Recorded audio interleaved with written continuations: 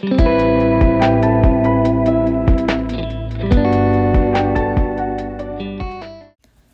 guys, welcome back to another episode of Teen Talk Central. In this week's episode, we're going to be talking about why organization is key during the testing season.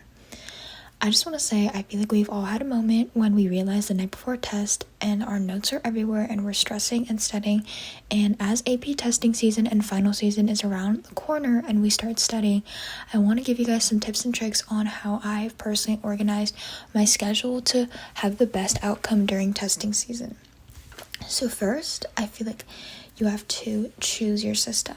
Personally, I am a physical planner person. I cannot do the digital online planners. I like to write everything and have it physically in my planner. I have a 3-month planner, and it's from Japan, and I just buy a new one every 3 months. So I have like a stock of it, but you can do a 1-year planner. You can do your online digital planner, whatever, it doesn't matter. But as long as you can organize everything, that's the most important part. So I would start off by writing down when all your tests and finals are. I feel like your schedule should already be out by now, or you should have an estimate, especially with AP tests. You already know when they are. And then you basically want to organize by priority. So usually be the first test that's coming up is your highest priority, and the last one will be your lowest one.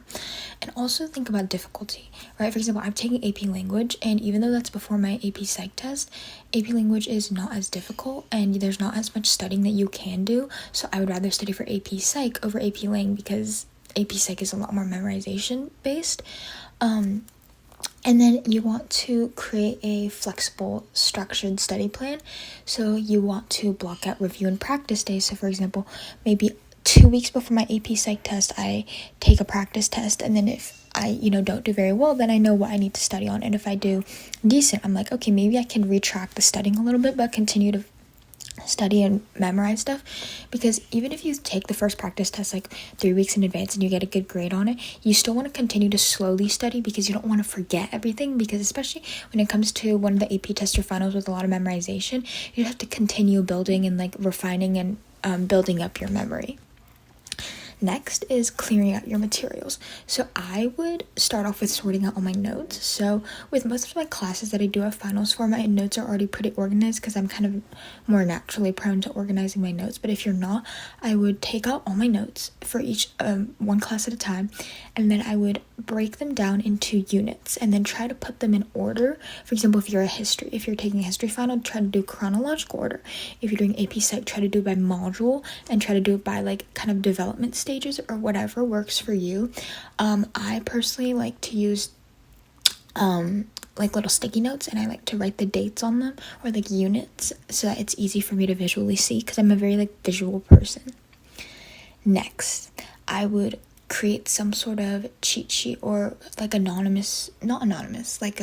like a summary page for quick reviews that you can kind of check throughout your studying sessions, but try to learn to not rely on it because you don't want to end up relying on certain things. And it's really important that you guys know to kind of be sure to use it in the appropriate ways, because if you abuse that cheat sheet then when it's testing time and you don't get that, you're not going to be able to actually take the test in a proper way. And then also just use like folders, and if you're doing a lot of your notes on like digital platforms like Notability, Google Docs, whatever, really try to organize it there. I feel like it's super easy to organize your notes into folders and stuff. And then next, the actual studying portion, I would use the 15-minute rule. So I would spend at least 15 minutes each day tidying up your study space, and then kind of like resetting every day so that you kind of go into the study with a new mindset. And then also check in with your plan, like do weekly reviews and just make sure that everything that you are doing is up to like par and like what you're hoping to be able to accomplish. And then I personally like to have like study buddies or like people that can keep you accountable. So if someone's like, oh, like, did you get this done? You'll be like, oh, I haven't yet. Check back in on me in 30 minutes and I'll have it done. There's someone that you can kind of like, it could be a friend or a classmate, just someone who you can keep each other accountable as well. So you can be like, hey, have you done this and this? Which I think it's just really nice to have someone that can kind of like, you can bounce off each other. And then organization in general, it just really reduces your anxiety. Like if you have an organized like living space and like you have organized like notes and everything, and you have an organized schedule, it can really allow you to feel less pressure, and you don't have to kind of think of your life as a mess, and you should maybe have less anxiety about specifically testing and like what you're kind of how much you know and the knowledge that you have. Also bring small rewards into your study schedule. So for example, if you study 3 modules for AP Psych, then you can maybe get yourself some frozen yogurt or whatever, like reward yourself with some treat like every few somethings, so that you have a motivation to still do it, and maybe you realize that, oh, okay, I can go a bit longer, and then I'll give myself a bigger reward instead of like 3 small rewards. That's personally what I'll probably do. And that's just really nice because you have something to look forward to after testing. Also, a big tip I have is progress over perfection.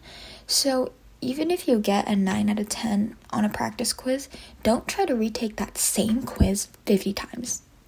Personally, it's not worth it, because if in the grand scheme of things, if you are, for example, taking an AP test, missing one question out of, I think in AP Psych it's like 70 multiple choice, it's not that bad. It's not the end of the world.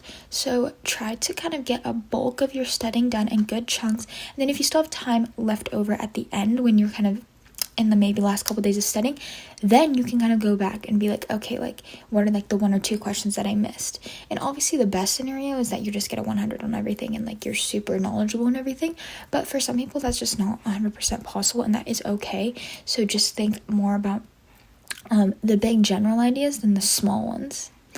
So my kind of quick thing that I've been doing personally is that I have written every single exam in my schedule book, and I have gone backwards, and I've said, okay, like this week I'm gonna like relearn this module, or this week I'm gonna study this module, because personally my school ends before Memorial Day, so our finals are like the week before Memorial Day, and I've decided that like, okay, my last AP test is on May 16th, and from May 16th to May 19th is like basically all the finals study time. And personally, the finals that I do have are for physics, and then for math, and then I think I have like 1 or 2 more, but most of the classes I'm actually taking, the finals shouldn't be that bad. And then some of my other classes are just projects. So I've kind of like scheduled out when I'm going to start studying for finals versus when I'm starting for AP tests. And my spring break is this week, which means I'm going to spend a majority of my spring break also studying for my AP Psych final, because that is just like pure memorization and like it's just a bunch of grinding. So that should be a lot of fun. You guys should let us know in the comments if you guys are in testing season or are getting ready for testing season, and what tests are you taking, what AP tests are you taking. And yeah, if you guys kind of ever feel stressed or anything, you can reach out. And I just want you guys to know, organization isn't about being perfect. It's about making life easier for you and you only. Your organization habits can be seen as like messy for other people, but as long as it works for you, that's all that matters. Yeah. And if you guys enjoyed this episode, you should definitely follow the podcast on whatever streaming platform you're listening on. And you guys should share it with a friend.